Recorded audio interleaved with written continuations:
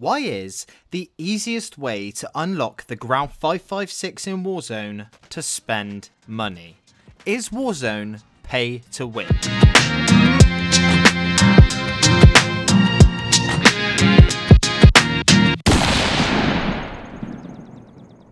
What's up guys, it's Average Ol, making average content for the average viewer, and there is something that I have been noticing amongst the current Call of Duty community, and that is that the free-to-play player base is consistently being downtrodden and in many cases isn't even being acknowledged in the wider community.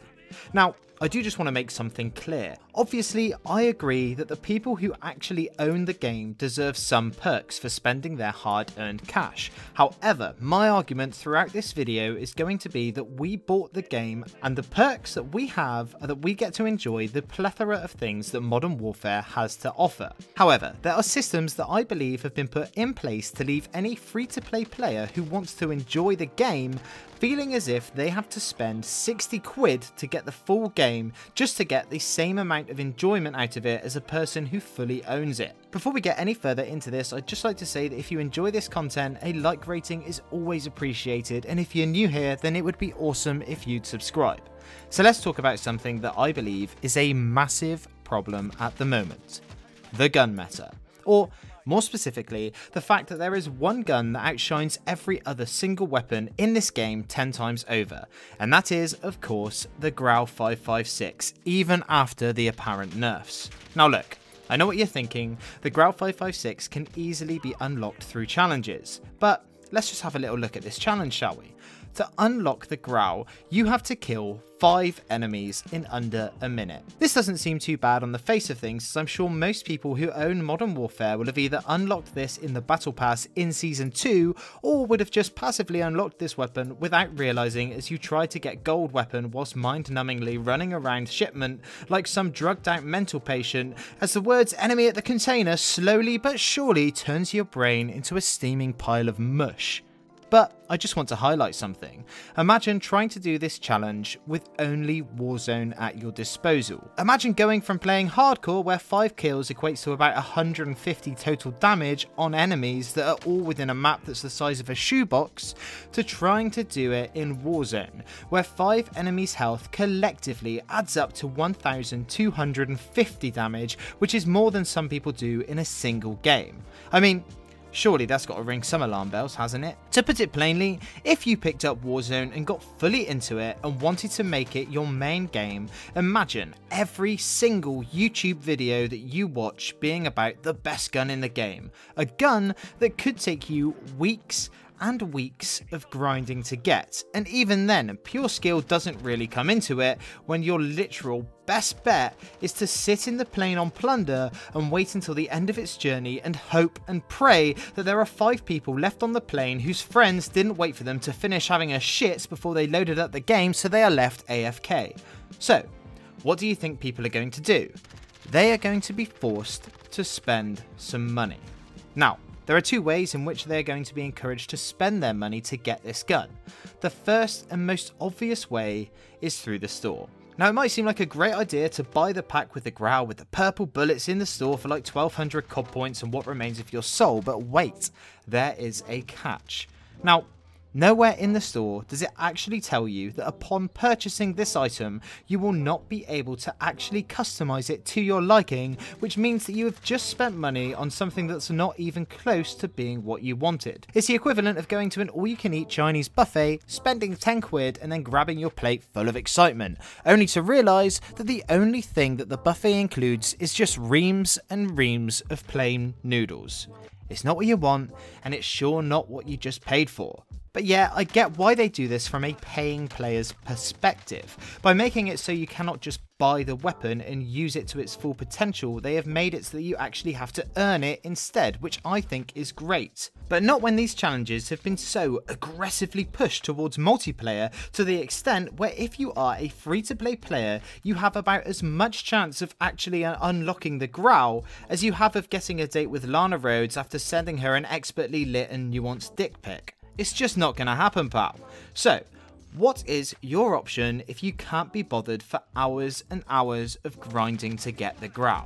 Well, you can use another weapon that's high up in the meta. Maybe the Bruin Mark 9. Oh shit, maybe not. Trying to get kills near smoke is hard enough for me in Shoot House, let alone somewhere that has the same square footage of the town I live in.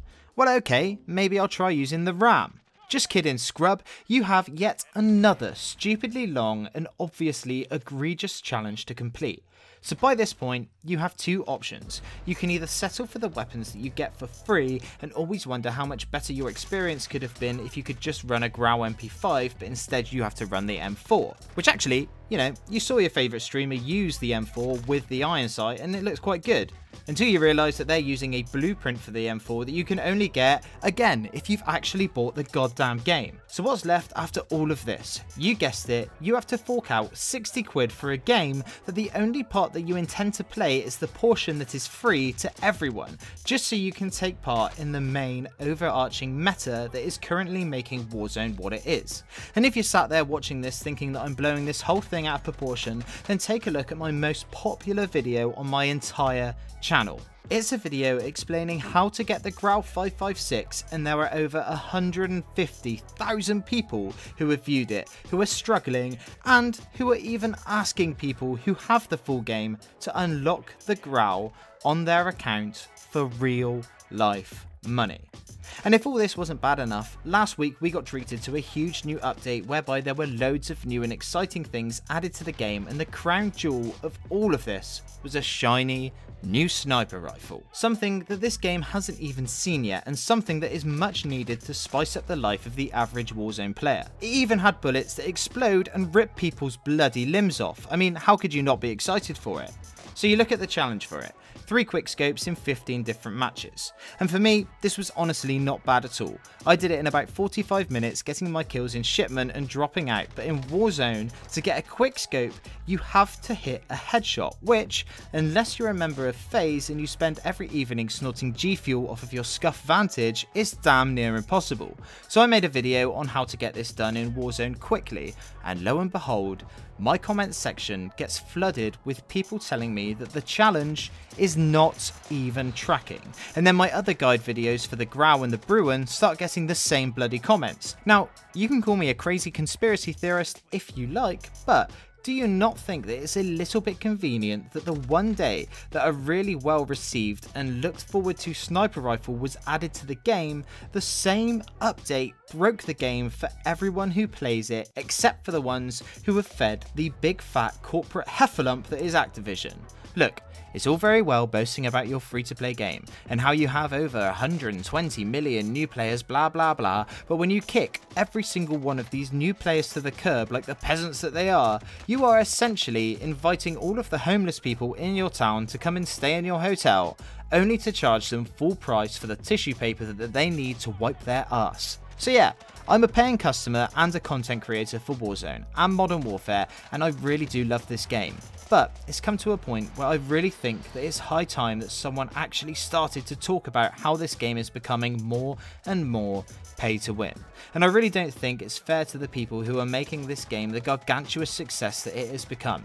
Anyway, whew, I'm glad I got that off my chest. If you've managed to make it this far into this massive rant, I'd like you to let me know by answering this question down in the comments below. Do you think that this free-to-play system that Warzone implements is fair? Or do you think that the free-to-play players are being left by the wayside? Anyway, that's it from me today. I'm Average Joel. Peace.